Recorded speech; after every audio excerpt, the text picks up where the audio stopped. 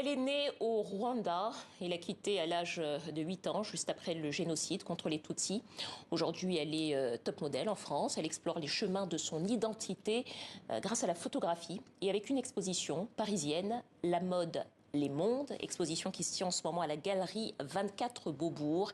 Christelle Yambaïssa, bonsoir. Bonsoir. Soyez la bienvenue sur le plateau du Journal Afrique. Alors, je disais, vous êtes connue pour votre activité de mannequin, mais là, c'est la photographe qu'on reçoit ce soir. C'est votre première exposition photo. C'était quoi l'idée de cette exposition qui s'appelle La mode, les mondes? Comment vous avez choisi ce titre et quelle était l'idée de l'expo? Alors, l'idée vient de mon parcours, on va dire, personnel et professionnel. Donc, moi, je suis arrivée dans la mode très tard, à 28 ans. Et la mode, quelque part, elle m'a aidée à me réconcilier vraiment avec toutes les composantes de mon identité, notamment une grande partie que j'ai inhibée quand je suis arrivée en France à l'âge de 8 ans. C'est toute la partie, en fait, liée au génocide, au moment où j'ai fui avec mes parents le génocide, au camp et à la fuite, et quand on a ce sentiment de déracinement. Donc très tôt, j'ai eu une totale aversion à tout ce qui était Rwanda. Je comprenais pas vraiment ce qui se passait. Et quand on devient mannequin, bah forcément, on arrive en casting, on nous demande d'où on vient, qu'est-ce qu'on fait, est-ce qu'on était au Rwanda, est-ce qu'on est Tutsi, est-ce qu'on est Hutu, est-ce qu'on a vu des morts, enfin... Vous avez toutes ces questions-là. Ah ouais, j'en ai eu jusqu'au jour où, en plus, l'histoire de la photographie vient... Alors justement, on va y revenir à l'histoire de la photographie parce que de façon très intéressante, la photographie vous a aidé à vous reconstruire et à reprendre le chemin de votre identité. On va quand même regarder quelques photos, quelques-unes de vos photos qui sont exposées. Il y a notamment des photos au Kenya, à Singapour ou encore à New York. On va les voir défiler. Qu'est-ce que, voilà, photographie au Kenya, qu'est-ce que ça exprime pour vous, ces photographies? Qu'est-ce que vous avez voulu raconter à travers elles? Alors, à travers ces photographies, j'ai voulu raconter vraiment mon état d'esprit sur le moment. C'est-à-dire quand la première fois que je retourne en Afrique, c'est 20 ans après, j'ai pas le courage de... Et ce n'est pas au Rwanda. C'est pas au Rwanda. Mais en revanche, c'est au Kenya parce que j'ai quand même passé 6 à 7 mois au Kenya avant d'arriver en France. Et c'est le pays le plus proche dans lequel je pouvais vraiment me reconnecter à l'Afrique, à mon pays natal, et en faisant venir ma grand-mère qui, elle, vit encore au Rwanda aujourd'hui. Mais j'avais pas non plus le courage d'aller plus loin que ça. Et Singapour, c'est pareil. Singapour, pourquoi j'y suis allée? C'est parce que c'était au moment où, dans les journaux, j'entendais parler beaucoup du Rwanda, de l'essor de Kigali du Rwanda, et que Kigali, c'était un peu le Singapour africain. Et je sais pas, juste comme ça, j'ai un ami qui a été muté là-bas et je me suis dit, mais je pense que c'est un pays, parce qu'aussi cette partie de la région, elle a une diversité culturelle extrême. Et ça m'intéressait énormément d'aller directement là-bas. Et j'étais déjà dans un niveau de photographie beaucoup plus avancé. Alors, ce qui est intéressant avec ces photographies qui peuvent donner le sentiment de n'avoir rien à voir les unes avec les autres, en fait, il y a un fil conducteur.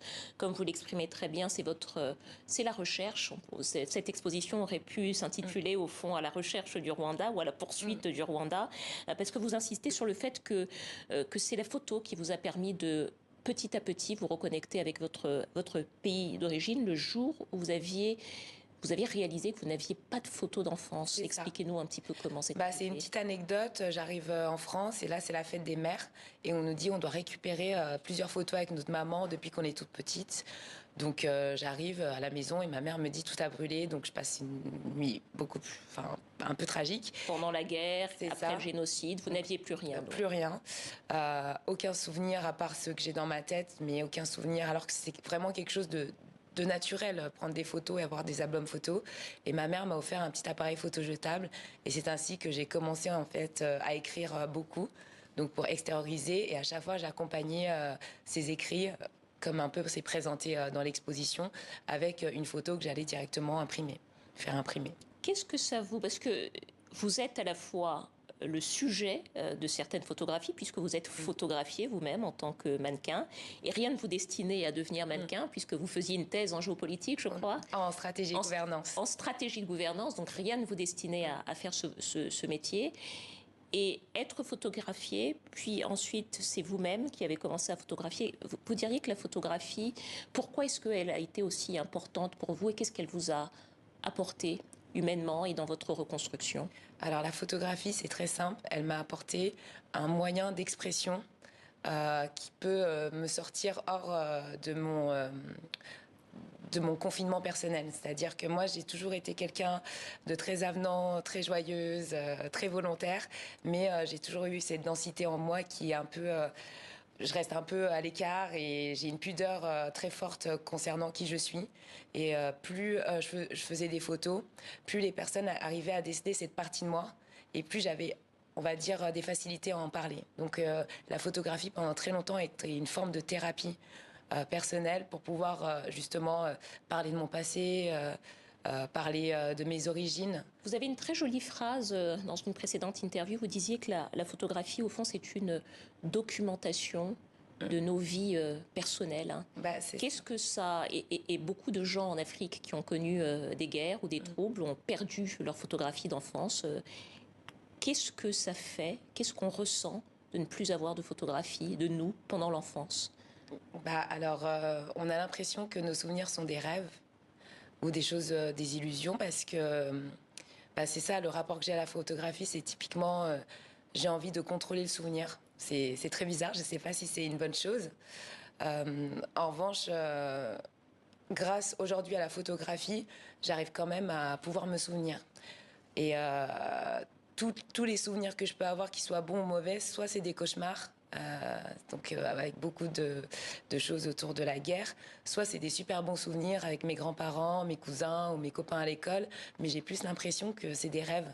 Enfin, j'arrive pas à les contextualiser, à mettre une date, et donc c'est pour ça aujourd'hui j'adore tout ce qui est album photo, je printe toujours, j'aime écrire la petite phrase pour voilà, mettre le contexte, écrire, bah, j'écris encore des journaux.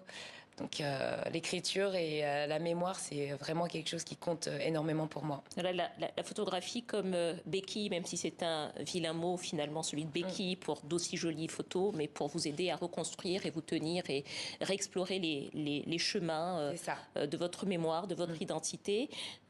Le Rwanda, vous y êtes retourné? Non. Pas encore.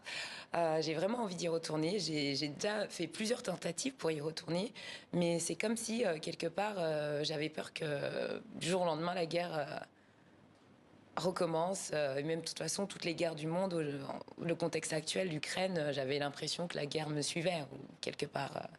on va dire ça comme ça. Est-ce que cette exposition photographique pourrait voyager en Afrique et peut-être aussi... Ah bah je l'espère. Là c'est vraiment un acte fort que j'ai réussi à faire. Je sais pas comment, parce que 2 semaines avant je voulais déjà tout arrêter, parce que je me livre quand même personnellement, et je pense que même mes parents m'ont jamais vue comme ça, parce que je suis très pudique quand même. Et j'espère pouvoir justement la faire voyager, parce que je suis persuadée que c'est comme ça qu'on commence à créer qu'on lance des mémoires sur des sujets très personnels, mais en même temps très globaux, pardon, et qui concernent un peu toute l'humanité, quoi. En tout cas, on vous souhaite de continuer à explorer ces chemins de la mémoire, du souvenir et de l'histoire. Merci beaucoup, Christelle Yambalissa, mannequin, photographe. Je rappelle donc que votre exposition La mode, les mondes est à voir ce week-end jusqu'à demain encore à la galerie 24 Beaubourg à Paris. Merci à vous. Je peux dire une petite chose. Je souhaite remercier en particulier Ambre Delcroix et toute mon équipe, Loïc Rajo Harrison-Logoff aussi, qui m'ont beaucoup soutenue. Et j'aurais jamais pu le faire. Je crois qu'il nous écoute. Le message est passé. Merci beaucoup à